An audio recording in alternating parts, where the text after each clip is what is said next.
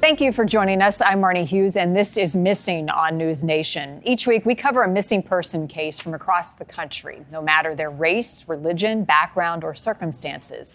Every missing person matters as a family, friends, and even complete strangers looking for them. That is where you come in. By watching and sharing each of our cases, our hope is we can together find answers and offer closure. This week's featured case is also a NewsNation exclusive. Until now, Samantha Tapp's case has never been featured on TV, and it's hard to imagine since this teen from Texas disappeared from her home south of Fort Worth nearly 20 years ago. But that visibility is more important now than ever because her family and private investigators believe Samantha could still be alive, and they say she's left a trail of clues. These things sort of like breadcrumbs, perhaps. The problem is we are unable to verify them or confirm them, so we don't know that they are, in fact, breadcrumbs of Samantha Tapp.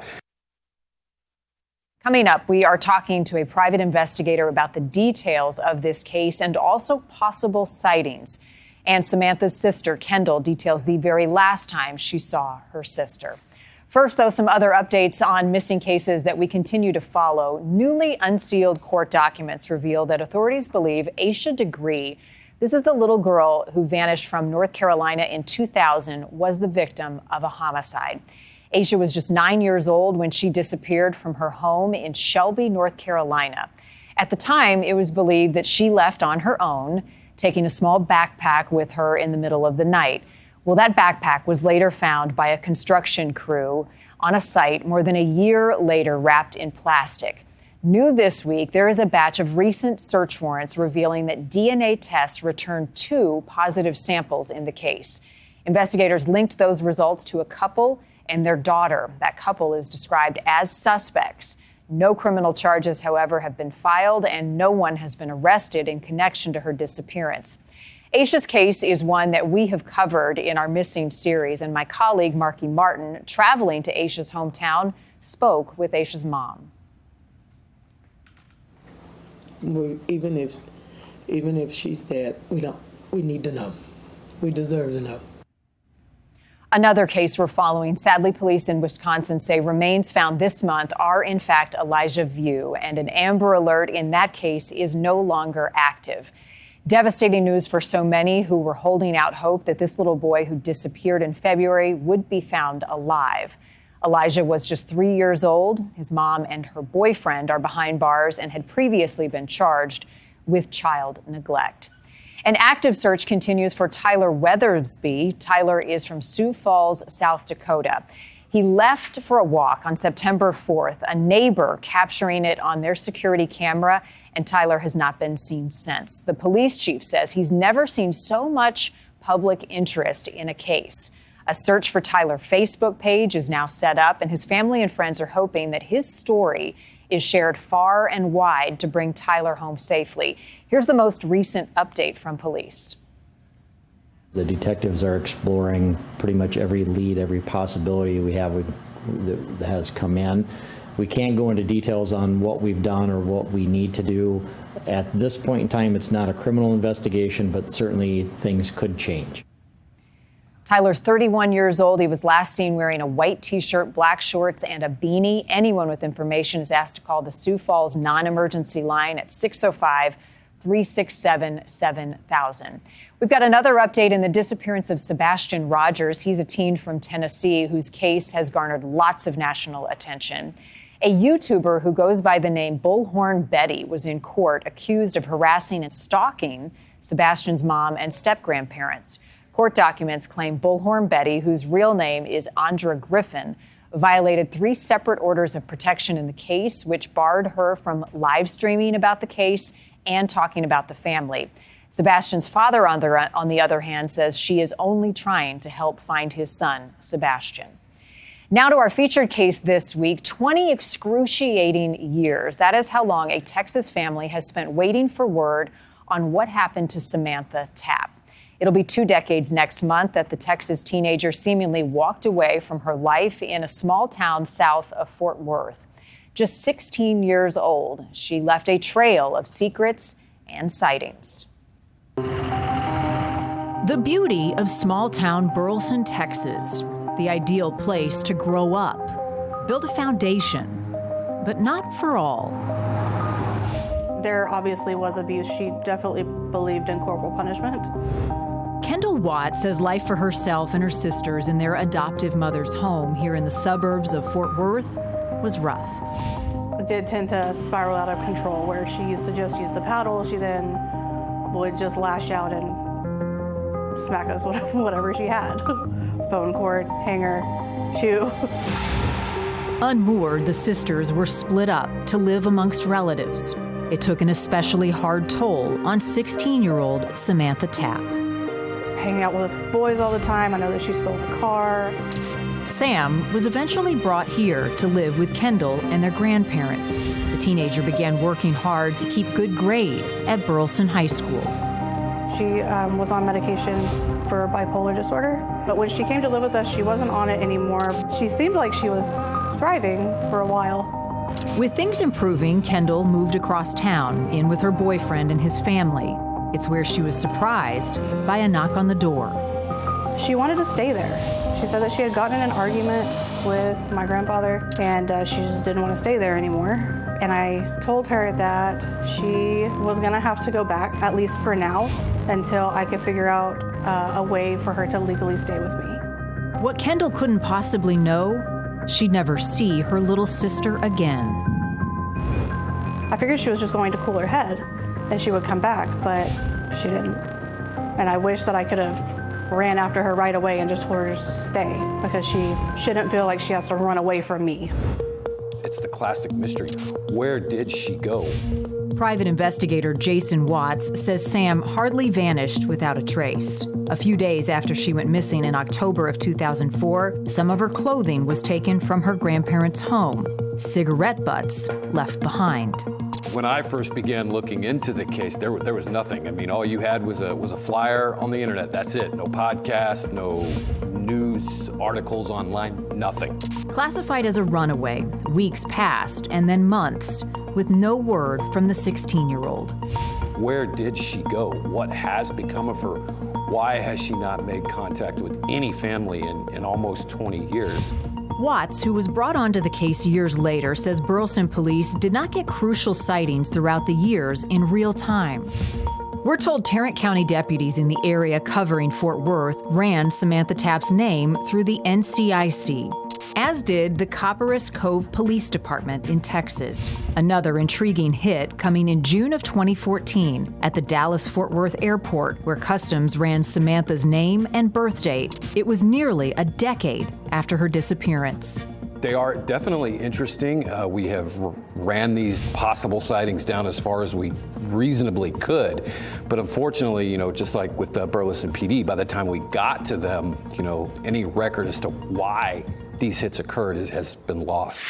In 2007, an uncle reported that Sam called, asking if she could come live with him in San Antonio.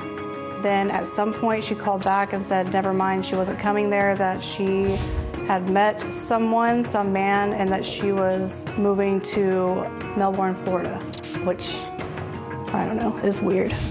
This is what Samantha might look like now, as a woman in her mid-30s. She is not wanted or being sought after for any reason. If that is the reason she is scared to come forward, she does not need to worry about that anymore. Sam, your 34th birthday is bittersweet. Only a loving sister is left waiting. Did you follow your dreams to become a vet? Are you still singing? And do you know that I've never stopped looking for you?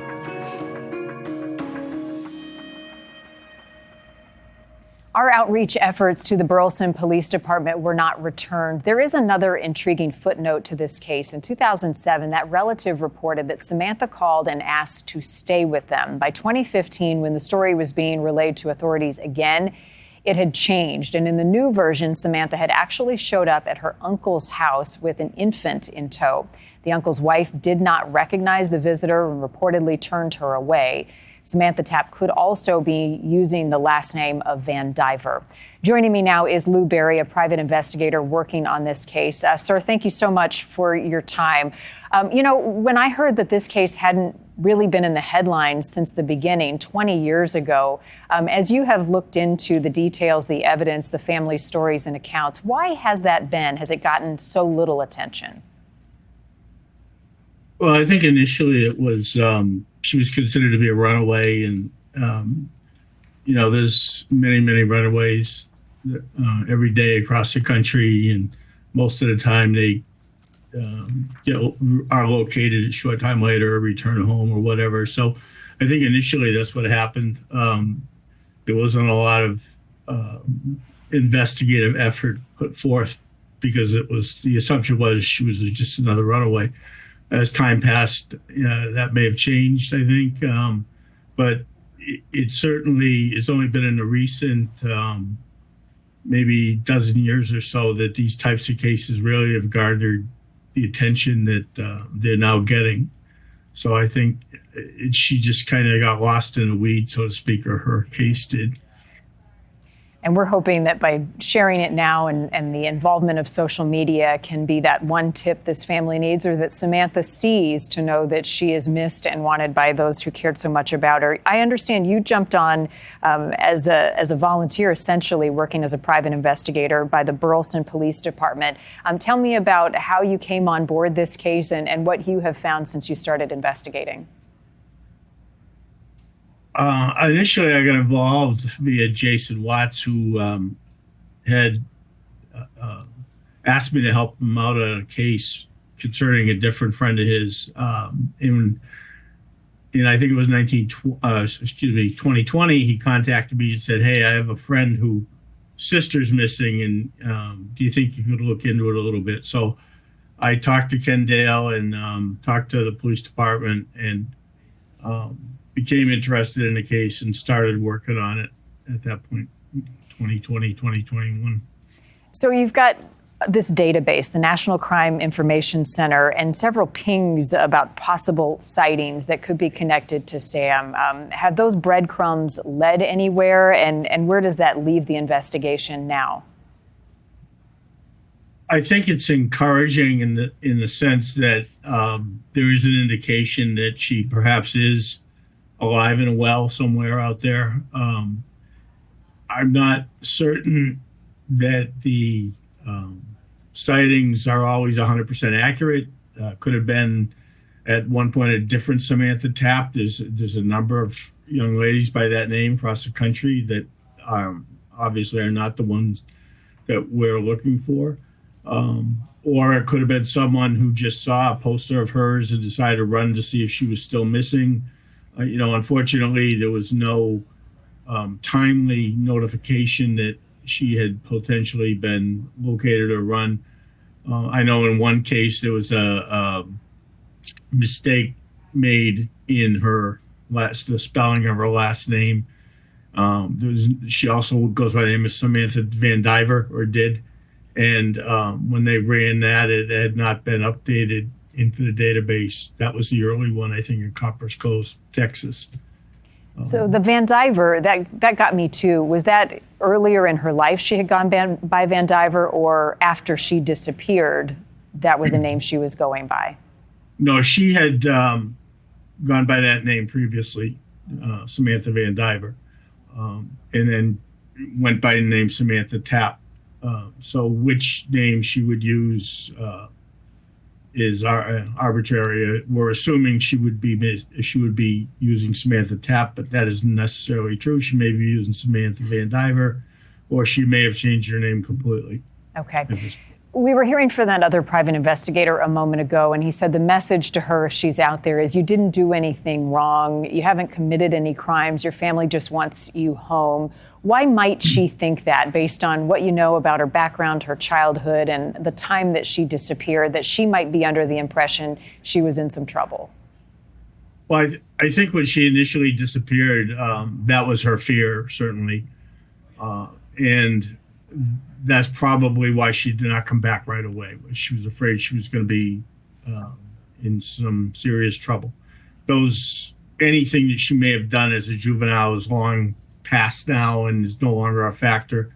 But she may have gotten comfortable in a different lifestyle and just not wanted to return to being Samantha Tapp. We don't know.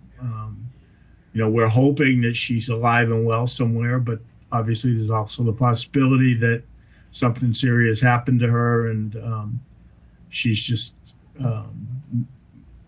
not no longer with us. So we don't know. In your extensive experience, Lou, as a private investigator, what are the biggest challenges in a case like this, especially given the fact that it's 20 years? That's a lot of what makes these cold cases or so-called cold cases difficult.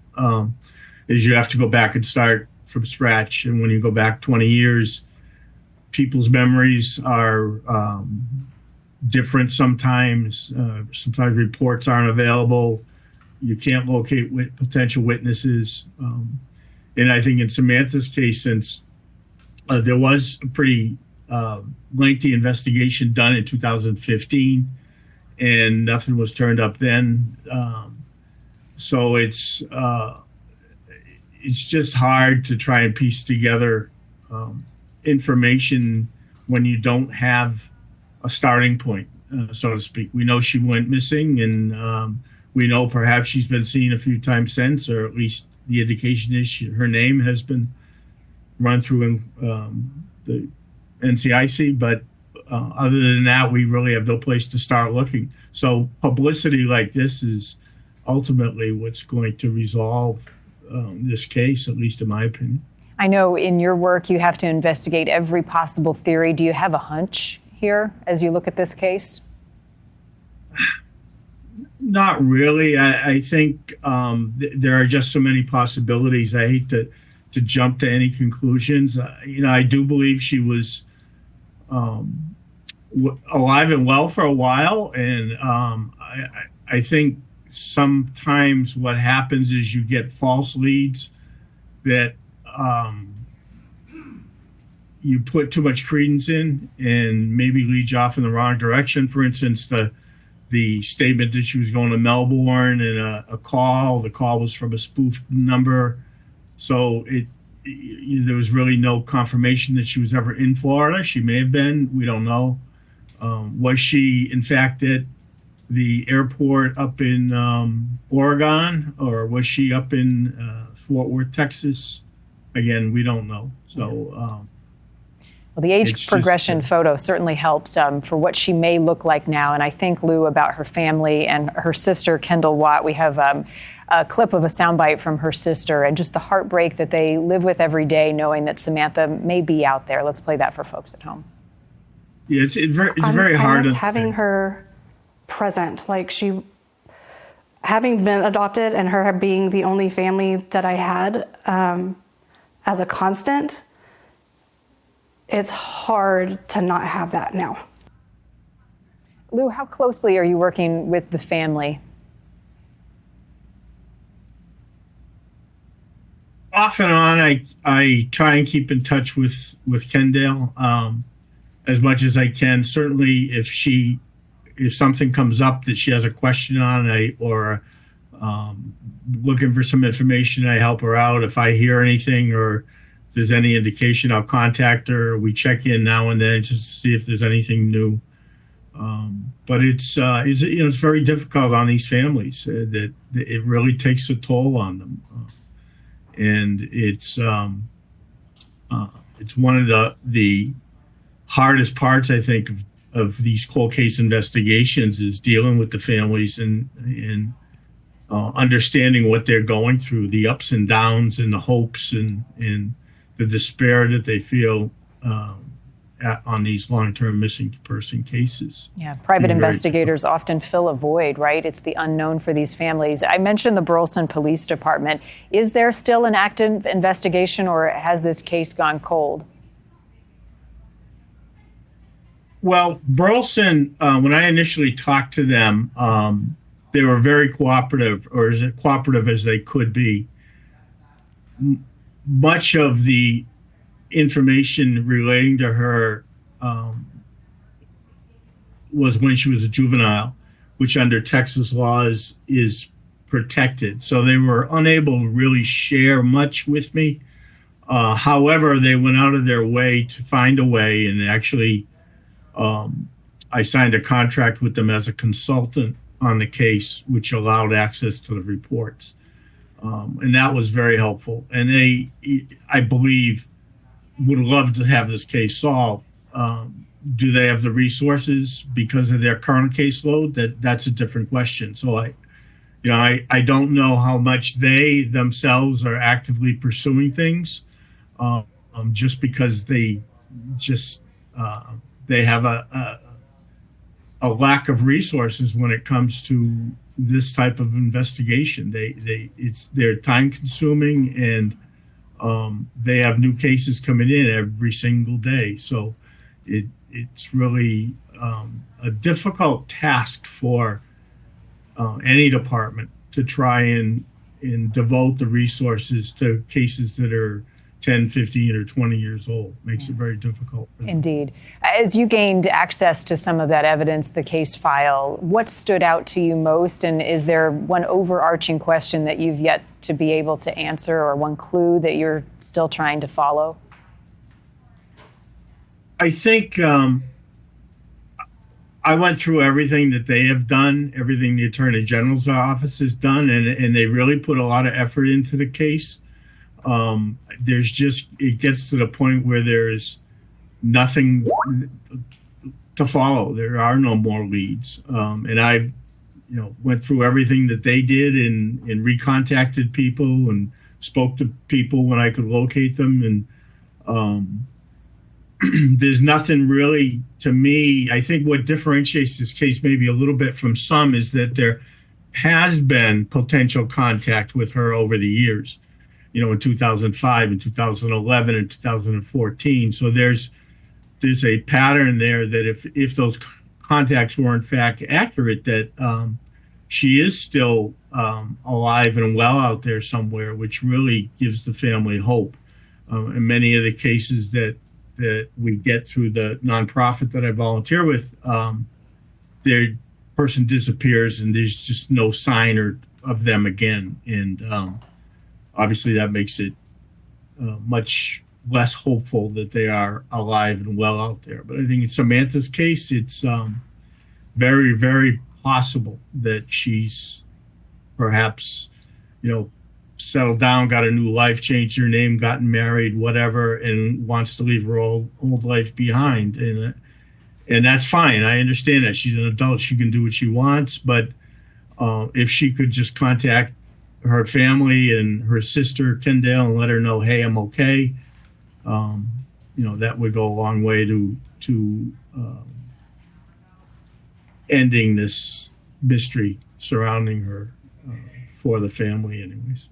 Yeah. Well, hope is that fuel that keeps these families invested and engaged and gets them up in the morning, that their person is out there. So Samantha, if you see this, please let your family know that you're okay. And to the public, if you see Samantha and you recognize her or were around at the time of her disappearance, please come forward. And certainly the age progression photo helps. Lou Berry, private investigator on this case. Thank you, sir, for your time. We'll stay in touch. If you have information, contact the Burleson Police Department about Samantha Tapp's disappearance. That number is on your screen. Next week in our Missing series, a little girl who vanished from a playground in New Jersey. Dulce Alves was 5 years old when she disappeared on a September day. Authorities say they are not giving up in the search to find this little girl. They have 17 new tips. And next week, we're going to show you the sketch of a man who is still a person of interest in this case, and new information on a reward as well, and a new age progression picture of what Dulce may look like now. Nearly all of our cases come from you. If there's a missing person case you think we should know about, send it to us at newsnationnow.com/missing. You can also send us tips through our NewsNation app. I'm Marni Hughes in Chicago. This is Missing on NewsNation. As always, thank you for watching and being our partner to bring closure to each and every one of these missing cases. I'll see you next week.